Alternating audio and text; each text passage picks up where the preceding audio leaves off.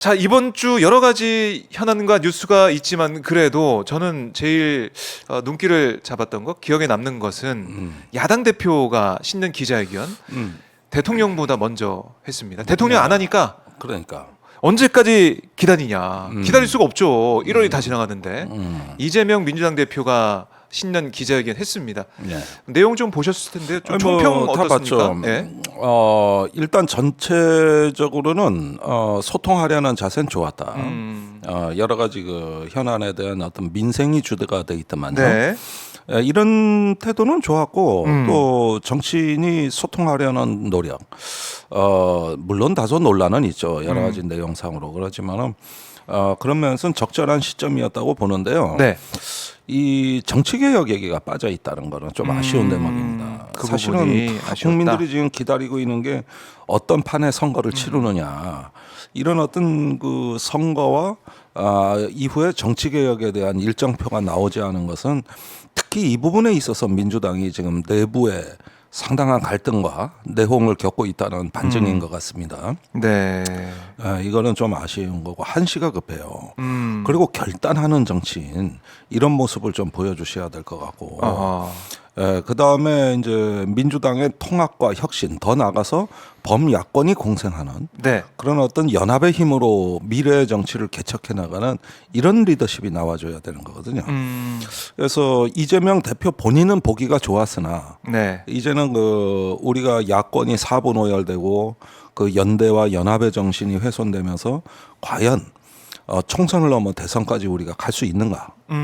이 부분에 대한 저의 질문이 있는 겁니다. 거기에서 답을 듣고 싶다. 네, 답을 듣고 싶다.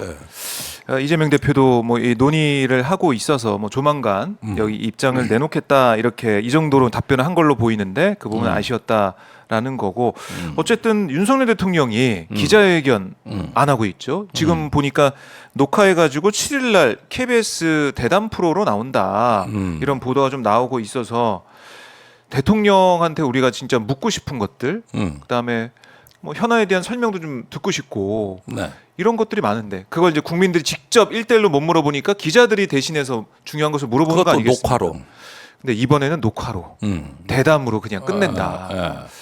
이걸 볼 때 너무나 이제 비교가 되고 있다는 생각이 들어요. 박정희 전두환 시대 문화 아닙니까?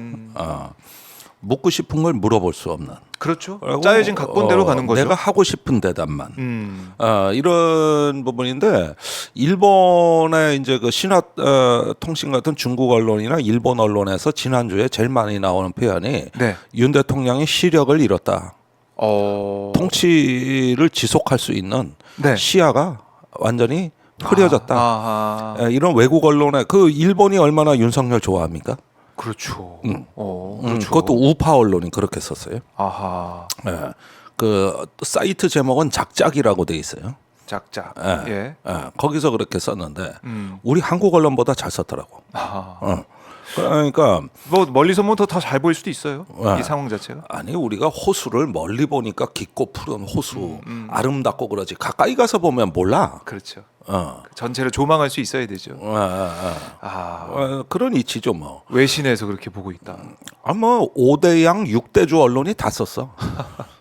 심지어 하도 여러 개 외국어가 나와가지고 네. 구글 번역기 돌려도 이런 언어가 있나 싶을 정도로.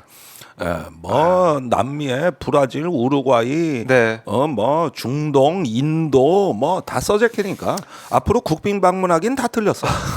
이렇게 전 세계에 그냥 망신살 뻗쳤는데 어떻게 네. 국빈 방문을 하고 더군다나 김건희 여사를 어떻게 네. 데리고 가? 가면은 카메라 플래시가 그냥 김건희 여사에 엄청 터질 건데. 그러니까요. 거기에다가 일본 언론은요. 네. 캐리커처까지 넣어가지고. 그래요? 부부의 그 뭔가 그러니까 부부 사기단 같은 그런 느낌이 드는 캐리커처였어요? 캐리커처까지 넣고 예. 일본 언론은 아주 잔인무도하게 쓰더만. 봐야 일본한테 잘해주니까 무슨 꼴 당해. 그거 언론중재위 제소할 수 있습니까? 압수수색 할 수 있어요? 못하죠. 그러니까 잘해줬더니 저렇게 되더라고. 그 군마현의 그 조선인 강제 징용 희생자 위령비를 포크레인이 와서 부셔버렸어요. 너무 가슴이 아프더라고요. 산산조각 냈더라고요. 이런 걸 보면은 예. 우리가 가해와 피해 역사의 왜곡을 넘어서 인간의 양심, 역사에 대한 어떤 겸손함, 네. 그런 걸 넘어가지고 우리가 또 그 비석에서 새긴 기억과 반성, 우호회비입니다. 이런 거를 산산조각 내버리는 그런 어떤 그 무도한 짓거리를 보면서 이게 바로 네. 한일 관계를 원칙 없이 정상화한 그 후과다. 윤 대통령 갖고 놀고. 네. 그러니까 이런 부분들을 보면 나는 한일 관계는 정상화돼야 되고 우리가 일본의 손을 잡아야 된다는 데는 찬성이에요. 언제까지 반대할 수는 없어요. 그러나 그거는 원칙과 그렇죠. 어떤 그 과정이 중요한 거거든요. 예, 그런 걸 깡그리 무시하더니 결국은 모멸감으로 되돌아오더라. 이게 바로 원칙 없는 외교의 비극이라고 할 수 있는 것이죠. 참 원칙을 지켜야 되고 이 급하게 할 필요가 없다라고 계속해서 아니, 얘기를 해왔는데 정략 결혼한 재벌가 자제들 그 결혼 생활 오래 가는 거 본 적이 있어요? 맨 이혼 소송 아니면 가정 파탄이지. 네. 바람 피고. 저기 뭐냐 정략 결혼 사랑 없이 한 결혼이 유지됩니까? 길어야 10년. 아. 그러면은 나중에 또 재산 분할로 원수가 돼서 하고 형제끼리 싸우고 이 정략과 이익으로 맺어진 관계는 가족 관계라 할지라도 네. 파탄이에요. 파탄입니다. 그러니까 원칙 없는 화해가 이 얼마나 큰 비극을 불러일으키는가 하는 거는 바로 그 군마현에서 그제 있었던 그것도 오래된 비예요. 이거를 허물어 버리는 인류 양심에 대한 도전. 네. 이것으로서 나타나는 이 비극적 결말을 보라. 참. 이 사진이 너무나 가슴 아픕니다. 산산조각내는 방식으로 철거를 하는 거 보면서 야 이것도 이 메시지를 주는 거 아닌가 일본에서? 그 비석은 시민들이 성금 모아서 만든 그러니까요. 비석입니다. 아이고. 그런데 2011년인가 한 번 정치적 논란에 휩쓰인 적이 있는데 네. 그 한 번의 논란 갖고 10년을 절치부심해서 네. 드디어 오늘날 일본 우익이 깨보신겨. 이런 일이 정부는 계속 뭐 있나? 아무 일도 안 했지. 항의도 안 했고. 그러는 동안에 독도를 제외 공간이 있는 곳으로 잘못 외교부 홈페이지에서 아이콘을 거기다가 덮어 씌워가지고 네. 알아서 개망신. 왜 실수는 항상 요렇게 할까?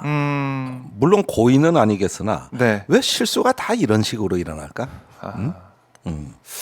참 저희 이 사진을 저희가 지금 띄워봤는데 아래로 좀 내려보면은 저렇게 산산조각을 저것도 했습니다.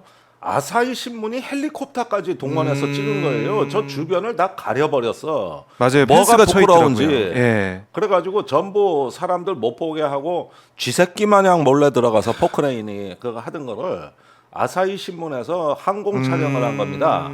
그러면은 아사히 신문마저도 아사히가 이제 알다시피 좀 리버럴한 네. 그 언론 아닙니까? 그래서 아사히 같은 경우까지 저렇게 보도를 할 정도면은 네. 이게 얼마나 부끄러운 짓인가 이런 점에서 그 참으로 참사 현장이라고 해도 손색이 없을 것 같아요.